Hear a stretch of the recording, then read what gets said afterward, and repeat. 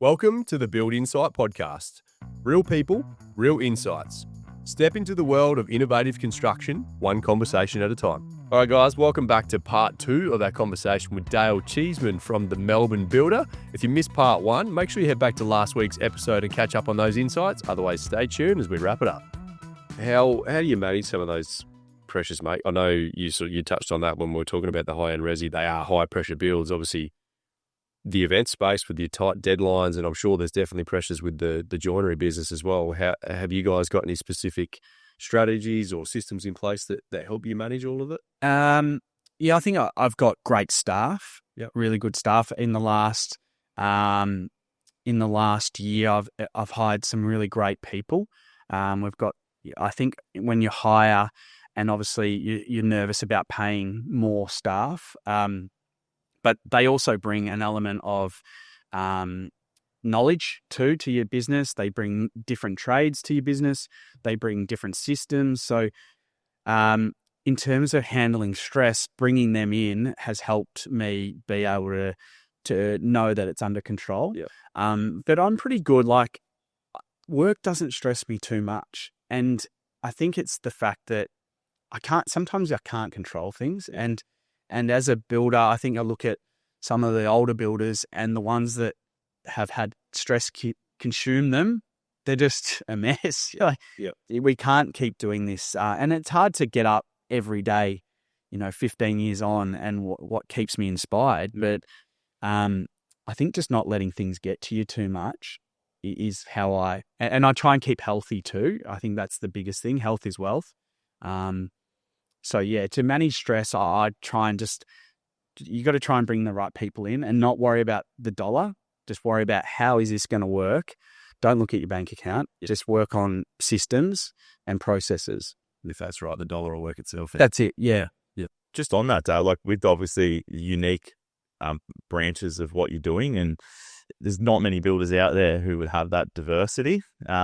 Is there anything that you're doing with the people you bring in to sort of put them in different parts, like give them a go at the joinery aspects, the events, the speed, like you learned that with so we have crossover with our apprentices. I find that everyone's good at different things, so we go to the strengths. Some of our staff really love the events, so we push them into that for a month and then they come back.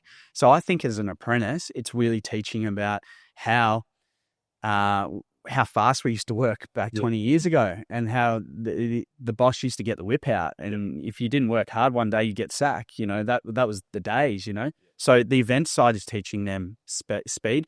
In terms of, we've had a carpenter go across the joinery because I could see he was really fine at detail, but he was just lacking that motivation to really grab the shovel and go. So yeah, it has worked in times where we've put people into joinery and stuff, but now it's quite separate. And we've got management teams in joinery. We've got management teams in events and management teams in residential. How are you finding the landscape with apprentices now compared to 15 years ago? I listened to, I heard someone say that with Collingwood Football Club, they identified that they had to listen to the younger generation more and hear what they had to say. We had probably a few years ago, we were losing some of these young kids. We weren't too hard, but we probably had these old school mentalities. So listening, they want to do carpentry. They want to work. They want to stay on the same job. They don't really want to do the manual labor. So we have a laborer that is part of our business now that takes away the shit jobs. Some people like those shit jobs, but the kids just don't want to do it. So yeah, we had to swallow our pride there, and with the kids, let them probably be on the tools a bit more. Yeah. But I think too, like they need to. I was thinking about this the other day. I was doing 50 hours a week in my apprenticeship, and think about that over a course of 4 years. I'm essentially got another 6 to 12 months in my apprenticeship from the experience. So I think the kids out there, like, I know the kids 3:30, you can't wait to get home and sit on the couch or whatever, but just think, like, if you do another few hours or a couple of hours a week, it does benefit you in the long run. It's like driving a car, 120 hours for a learner, I think it was back in our day, If you get those hours up quicker, you'll be better. Yep. What jumping to today, mate, like 2025, what are some of the biggest challenges that as the Melbourne Builder, what are you facing? It's one of those things where, you start off doing, you win that $50,000 deck, and then you've got to win the next $50,000 deck. Then you win the $500,000 renovation. After you finish that, you got to win. So as you creep up into different markets, and we're in some pretty big builds now, you've got to find the next one. Yeah. And it gets harder, So, and I don't think you can sell. You can't sell a product. It's not a product. It's kind of an experience. It's a build. So hoping that the word of mouth and the architects respect your work. So they're the biggest challenges, making sure that you're doing all the right things, even though you're building bigger stuff. There's not really, it's so funny because you'll land a great job. You started, your team, like, we're here. They're not thinking 12 months, and you just, I suppose the red tape now drags things out. I remember winning our biggest one 2 years ago, and I remember thinking, great, this is fantastic. But then I reckon an hour later, I was like, geez, I'm going to have to, 2 years' time, I'm going to have...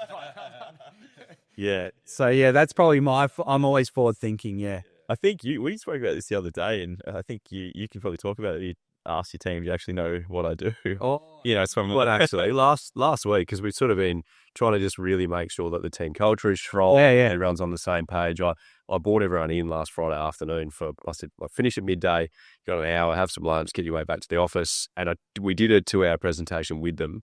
We were sat in the boardroom, got up on the TV and basically showed them a lot of our pre-construction documents, showed them through Wonder Build, showed them a lot of our processes. And right at the start, they all sat down and they're looking at me and went silent for a minute. I said, do you guys actually know what I do? And they kind of looked at each other really confused. I'm like, no, serious question. Like, do you know what I do? Do you know what my job role is? They had no idea how to answer it. Yeah, it's hard. Yeah. Well, it's hard to see what happens on the, sometimes, if you haven't been in the office, you don't know. Yep. But put me back on the tools any day. That's the fun part. Yeah. I honestly think like a lot of builders teams would turn around and say, you do sweet fuck all. Which is... I was guilty of that in the early days. I'll never forget, because I have some really good conversations with my old man, and he pulled me up when I first started to run my own business and realised that how fucking stressful it was. And he goes, remember the days in your apprenticeship when you used to come home and you'd hang shit on your boss because you're like, oh, he's just left at lunchtime and he's probably gone shopping or gone back to watch TV or something like that. So what do you reckon he was actually doing? Well, I think it's just the space in your head too. Like, there's so much going on in your head. You walk on site, sometimes you're just consumed with so many thoughts and things through your head that you maybe don't get around to all the guys, and you feel you might look a bit arrogant, but it's just because you got so much going on. And I'm guilty of that. I mean, I'm kind of the face, I get on camera a lot and things like that. And I'm very conscious that, I'm stealing the thunder of all this hard work that the boys are putting in. Yeah. I think, over time, you've had a couple of good things on socials, mate. I think the one I really love is the coffee machine sorted out on site. It's all happening, which is... I reckon I'm a better barista now. Let's dive into that, mate. I got no idea what you're talking about. I don't know. I just think that, coffee is such a... you can have a cup of coffee and it relaxes you and you can talk and whatever. So, we've got coffee machines on every job site, whether that's productive or not, who knows? But it is stopping the guys going down the shop and wasting 15 minutes down at a cafe. But it's actually worked more for clients and architects. So when they come on site, I can kind of offer a coffee, and to be able to offer a coffee, you actually trade. So like, there'll be a tiler, and you need to ask him to do something that he's probably not going to want to do, and you can kind of go up to him and say, "Hey mate, would you like a latte?" And he's always going to say yes. And then you give him the coffee, and then you ask him what you really want, and he'll say yes to anything. So I think the coffee machine is working wonders in all aspects. But we've got a few on site, just the old Breville. It does work well. Yeah. But that's why I put it on socials, because it's something I love being different. I love doing something that's, and trying to help other people, whether hopefully there's other people that have some coffee machines on their sites now, but I know the landscapers love it. So For over 130 years, Bowen's has been the builder's choice, providing a service that provides timber, hardware and innovative building products. And now we're helping you further with this wonderful partnership. We're proud to announce Bowen's as our new premier sponsor, bringing you more of the insights that you love.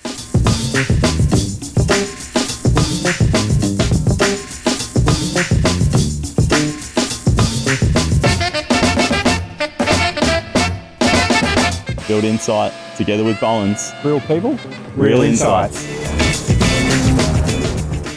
Yeah, I had one on site, and there were certain people that weren't cleaning it and things like that. And I just said this morning in the hotel, I was like, gonna have to try and get it back out and try this again. But so you've had no one pass the coffee back and say no yet, Dale? no, I'd love making a coffee. So yeah, that's my that's my contribution.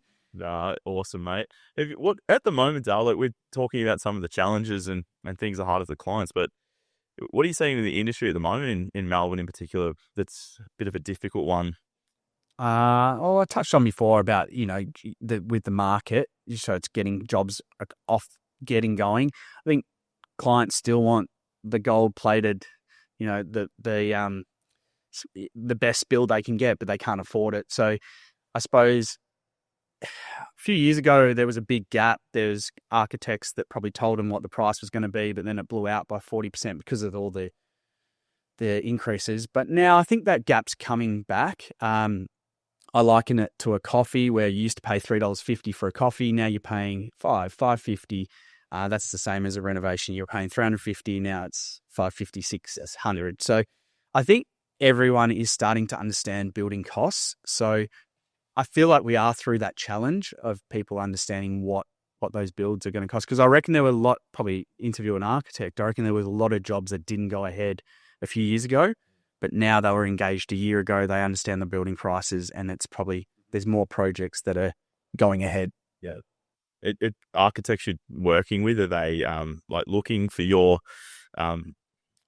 knowledge base around pricing earlier that you're finding compared to years gone past? I think they're using quantitative surveyors more often now. Yep. Yeah. I think there's a big opportunity potentially in AI that could see the path of being able to import some information into it. I mean, we saw it building the Sustainable Building Alliance thing that they did yesterday around the passive homes and being able to put numbers in and things like that. I think there might be a way with AI that can spit out a pretty good number. At the moment, we're just doing square meter cost, $7,000 a square meter, and that's roughly the budget. Yep. But I think we can get deeper into getting. We're actually having a dinner last night after that event, and there's a collective there that's working on something there, so might have to get that info. And yeah, sounds like it's pretty close. There's companies that are trying to play around, but we're definitely in that tech era. I think when you're saying what's the biggest challenge, now I think about it, is probably bringing building costs down. That's, as a builder, that's on us to get the prices down. In doing that, we're probably asking trades to be more competitive, which is really hard because we want to work with the same trades, but at the same time, to keep these building costs down, we need to make sure that we're getting the best price. So I find that really difficult because I love all our trades, but asking them to price on jobs and telling them they haven't won a certain job, but that's what happens. And the next thing is probably in terms of admin is ChatGPT or AI. I do think that we can bring the pricing down in terms of how much, we don't need as many office staff. Can we go offshore? What can we do to make sure that prelims are coming down? So it's on us to be bringing the build cost down, and trades need to help us as well. How can we get that big price down? Yeah, it's a collective. If we're not winning work and that's winning jobs, they're not getting paid either. No. And we like to be pretty open with the trades about where things are at and what's going on, because they're feeling pressures at homes with cost of living and all their families and stuff. So it's hard. Yeah. Yeah. It's a big circle, isn't it? Yeah. Mate, I know you've touched a little bit on AI there. I know we spoke a little bit off air before about this, and I think it's a good topic to bring up. The possibilities are endless. There's a lot of people that are excited as well as terrified about the future of AI. For example, like obviously these scripts, we kind of use AI to try and help guide some conversation sometimes. And then you've also then put the script into AI and tried to get a bit of feedback on maybe some answers and stuff like that. Is there any strategic ways that you guys are using AI currently in your business or what you want to do moving forward? Oh, definitely. I think if you type in Google, AI for construction, it comes out with some concrete cement thing that's trying to build houses. And you think, it's not there yet. So, that's ages away. But if you actually type in, how can AI help from an admin point, there's endless. Yeah. So for me, I'm not great with literature. English, I just passed at school. So to write an email takes me a bit longer than other people. So being able to brain dump what I'm trying to say and then have AI fix it up in 10 seconds, obviously reread it, refine it, but I'm finding my emails a lot stronger. I'm finding that, like you said, I've been using it in saying, I've got my contract admin, I've got my project manager coming in for a meeting, what's some things that we can discuss? And again, it can prompt you with the right things. It's not going to give you all the answers, but it gives you enough. It's a good guide. It's a great guide. So it can run your meetings in terms of the structure and scripts. But I'm even just asking my project managers to put everything through it to trades, because what it does do is it highlights the exact things that they're trying to get across very like in dot point, rather than a scrambled 2-paragraph where you don't even know what's going on. Yeah. Sometimes emails coming to me, I put it through AI just to work out what they're trying to say. So I think AI straightens everyone up. Yeah. There's probably heaps of other examples, but not off the top of my head. But yeah. Trade comparison pricings. If you've got 3 plumbers prices, you put them in, and it will tell you plumber 1's missed this, plumber 2 has got everything, and even at the bottom it tells you who you should go with. Without knowing, without any. Yeah. I think it's just, and it's very decisive. Like it helps you make decisions. It probably helped me with my brand structure. Like we were looking at what are our values in the last year. I wanted to, what are these? Because I was losing my values on site. What Sean and I started was starting to get, it wasn't getting transferred to the 30 staff. Yeah. So once we, like putting that into ChatGPT, what are we standing for? What was it that we what did we do at the start? And then I did a theme around TMB Co. So there was 5 letters, and we did, transparency. We want to be honest, and it was, momentum. We want to keep speed and keep things going. Bold. So things like that. I think that the chat helped me do all that from a marketing point. So it's endless. I could chat about it all day. Yeah, I've done a couple of conferences this year, and one was more direct building related with pre-construction and quoting and how it's all coming together with AI and the technology, and then another one like systems-based AI conference.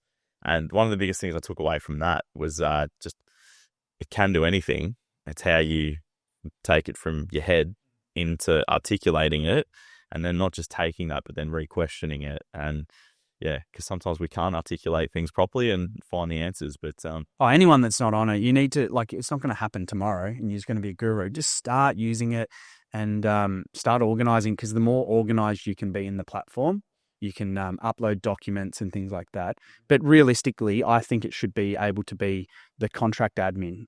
You should be able to enter the quote, the contract, and you could ask it to write the variations for you and update the cost and things like that. Yeah. What's the Melbourne Builder found and using, helping you with project management? There's obviously a few good ones out there. Yeah, we're there's no right answer here. Like we've tried Procore, Builder Trend, Build Exact, Build Pass. Like we've tried them all, and we still use some of them. But we're a bit different because of the joinery, the events. So it's hard to get the exact, for residential. Yeah. But still, I love spreadsheets as well. Like I find being able to list all your defects and coding it to the right supplier and things. But I don't look. Softwares are great. I just wish they could get a little bit better.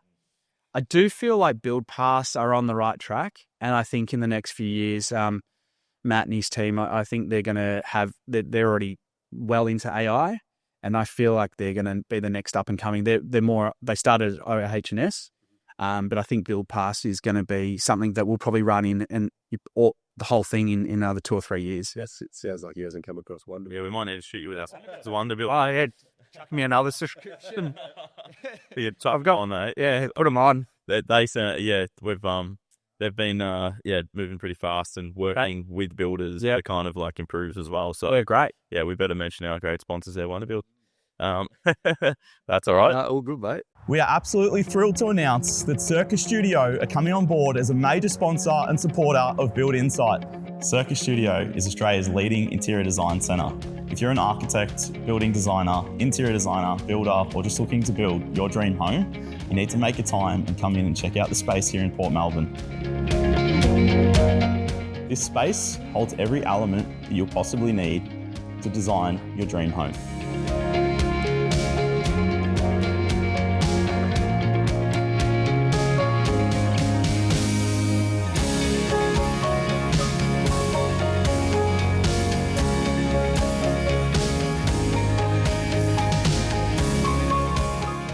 What obviously with all the pressure, there's a lot going on. What are some of the things outside, mate? Like what personally keeps you inspired? What do you do to look after yourself? I'm a bit of a health nut. Not health nut, but I love the latest fad. That's why I jumped on a sauna. When it wasn't cool, ice bath. We had that set up in the office. So there's a little hub in our office where there's a sauna, gym. The office. Yeah, it's below our office. So we do the podcast. we could have got you guys in the ice bath. That would have been fun. Love it. But it's welcome to the episode. It's a thing that we're in a high stress industry, and I've said it before on another podcast that going in and being able to de-stress, not just me as the director, but like for project managers and site supervisors and stuff. Some people use it, some people don't, and as you know, once you get into your late 30s or even 30s, you start to look at your health a bit more, and so I try and keep myself healthy around what I eat and what I do. And I don't drink that much. So I think that's all helps your brain as you get older. Definitely. Yeah. I thought when you were going to say then the latest fad, I thought you were going to talk about this high rocks or whatever. No, actually, I don't have the energy to do that. I was going to say, like, when you said fad, I'm thinking, you start talking about what here? No, I won't go down that rabbit hole, but I'm onto all that kind of stuff, and it's a bit of a side passion for me. But that's what because at the end of the day, you when you're at your best, you can run faster, you can lift heavier, whatever. But when you're at your best at work, geez, you get through so much, and you're more creative. And I love as soon as I'm more creative, you can think of better ideas.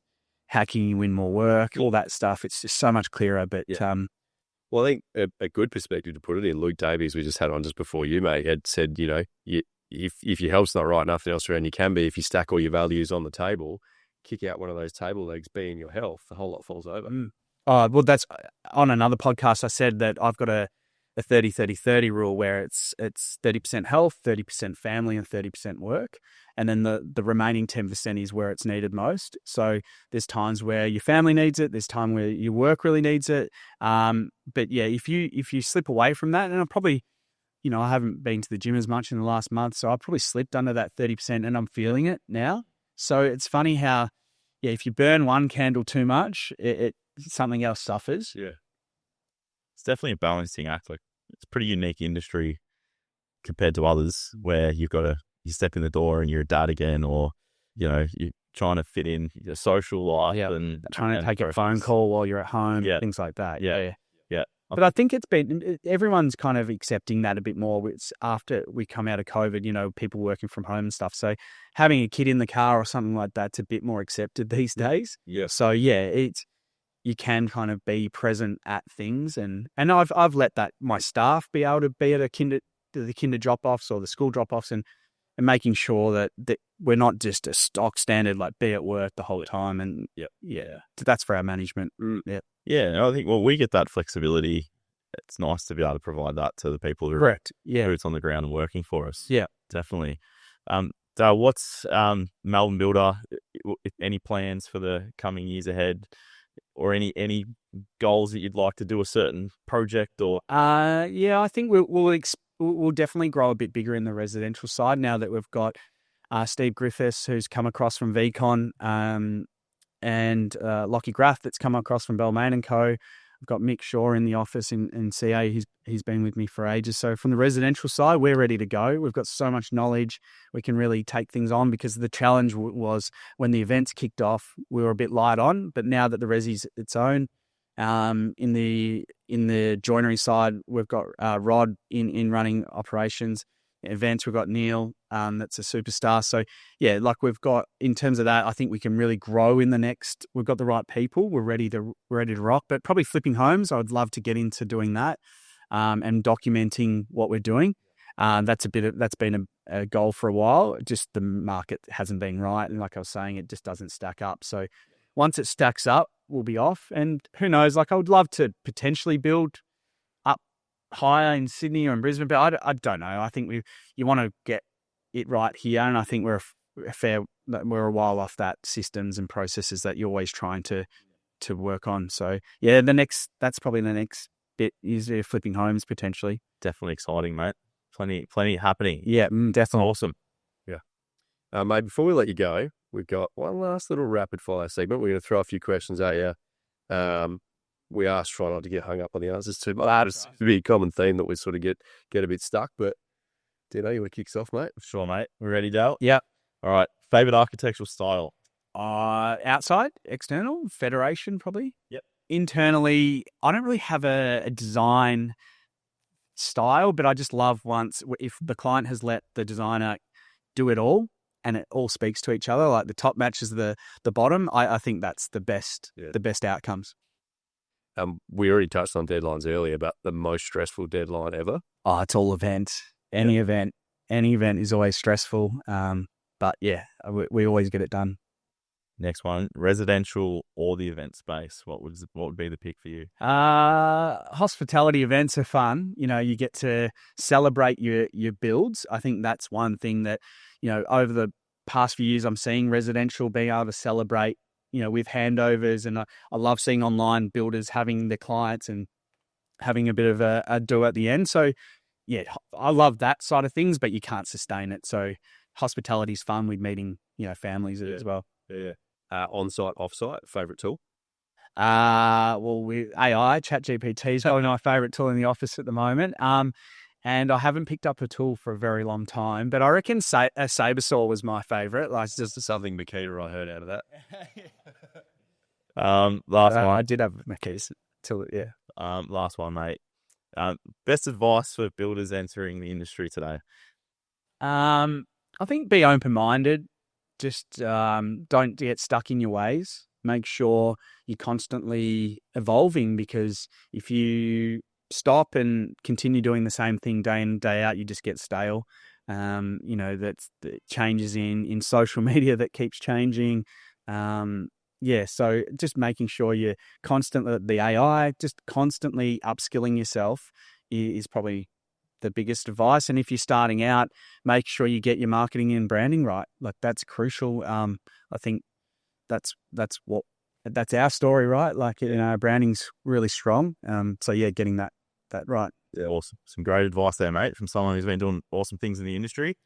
Just want to tell our listeners where they can find you and follow the Melbourne Builder. Yeah, at the Melbourne Builder is our Instagram. We're quite we post a fair bit on there. We try and tell some stories and things like that. And that's where you can find us. Awesome. Thanks for your time, mate. Thanks, boys. Thank you. Thanks, Dale. Appreciate it, mate. Thanks for tuning in, guys. If you want to find out more about Build Insight, head over to the website buildinsite.com.au. Over on the website, you'll find links to previous podcast episodes, as well as our YouTube channel, Instagram and Facebook. Hope you've enjoyed the episode. Catch you on the next one. Oh, that's a wrap for another week's episode of the Build Insight podcast. Before we leave, just want to give a huge shout out to all of our sponsors for their ongoing support. Without their help, Build Insight wouldn't be what it is today. Let's cue the disclaimer. I need to let you know that myself and the Build Insight team are in no way, shape or form qualified to give you personal or specific business advice. We strongly encourage you seek out the use of professionals for products or when you are making personal or business decisions. Everything discussed during the Build Insight podcast is our own and the guest opinion and personal experience and is of a general nature only. Hope you enjoyed the episode. Catch you on the next one.